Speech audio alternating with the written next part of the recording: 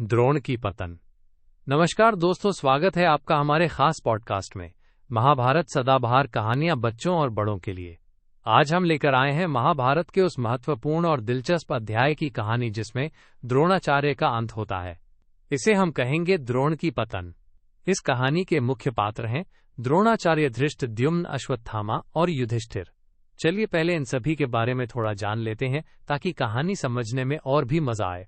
द्रोणाचार्य महाभारत के महान गुरु और योद्धा जिन्होंने पांडवों और कौरवों दोनों को शस्त्र विद्या सिखाई।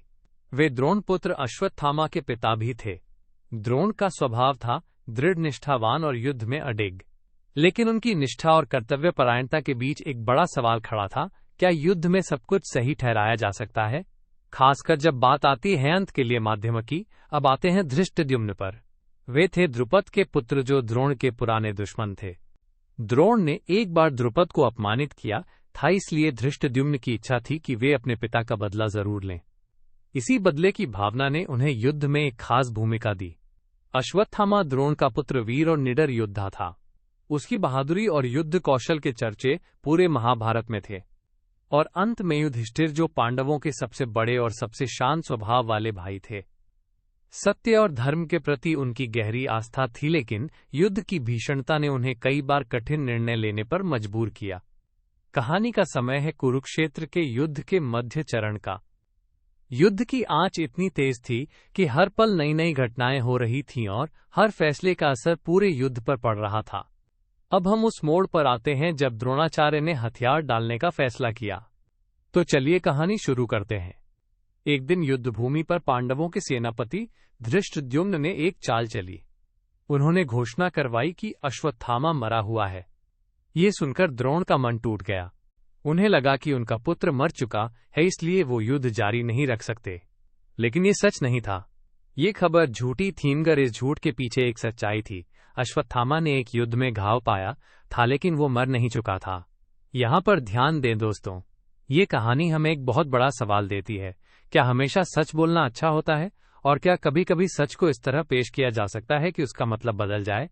यहीं से शुरू होता है सत्य के साथ छल का खेल। जो बातें सच होती हैं उन्हें इस तरह पेश किया जाता है कि सामने वाला भ्रमित हो जाए।